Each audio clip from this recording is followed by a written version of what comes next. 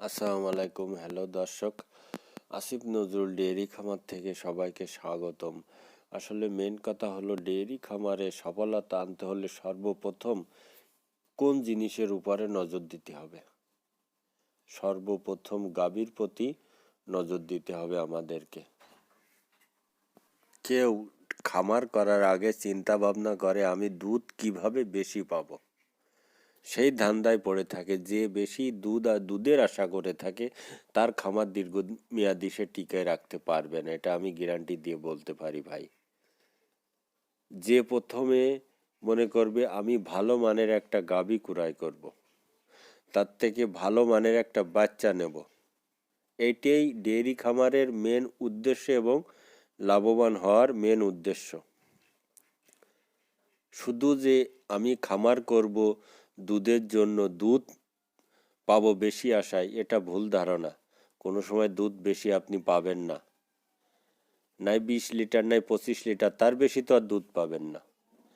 25 litre দুধ আপনি কয় টাকা বিক্রি করবেন একটি হিসেব করেন গে। কিন্তু একটা যদি বাছুর আপনি 6 মাস লালন পালন করেন, সেই বাছুরটা আপনি ভালো মানের দুধ খাওয়ান, তার প্রত্যেক দিন পার ডে 3 থেকে 4 লিটার দুধ খাইয়ে আপনি 6 মাস পরে বিক্রয় করে দেখেন কত টাকা লাভ হয়। আর আপনি 6 মাস পর্যন্ত দুধ বিক্রয় করে কত টাকা হয়, এবারটা হিসেব করে দেখবেন। আমি যে এই কথাগুলো বলতেছি আমি প্র্যাকটিক্যালি করেছি এবং করতেছি, সেইভাবে আমি খামার গড়ে তুলেছি। আমি দুধের পরে আমি বেশি নজর না, আমার নজর বেশি একটা বাছুরির পরে এবং একটি গাভীর পরে। কারণ আমার যদি গাভী ভালো থাকে আমি ভালো মানের বাচ্চা পাবো এবং তার থেকে দুধও আমি পাবো। কিন্তু আমরা যারা প্রান্তিক খামারি বা আমরা বড় কোনো একটা খামার করতে যাচ্ছি, বিভিন্ন জায়গায় থাকি, বিদেশ থাকি, আমি প্রথমত কি করি যে ভিডিও দেখি, মোবাইলে ইউটিউবে খামার বিষয় দেখি, দেখি যে এই গরুটা বলতেছে 50 লিটার দুধ আছে, সেইটাই আমরা বিশ্বাস করে বসে থাকতেছি।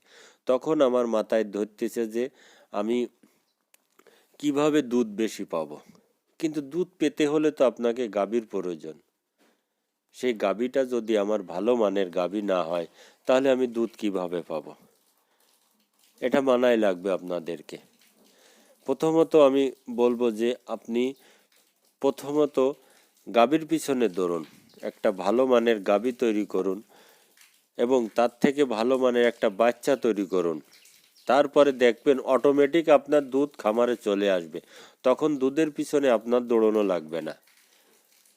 আপনি যখনই তৈরি করতেছেন যে দুধের পিছনে দৌড়চ্ছেন, এটা ভুল ধারণা ভাই। প্রথমত গাভীর পিছনে দৌড়ন, ভালো মানের গাভী ক্রয় করুন, ভালো বাচ্চা নেন, অটোমেটিক আপনার খামারে দুধ বেশি হতে থাকবে দিন বেঁধে দিন।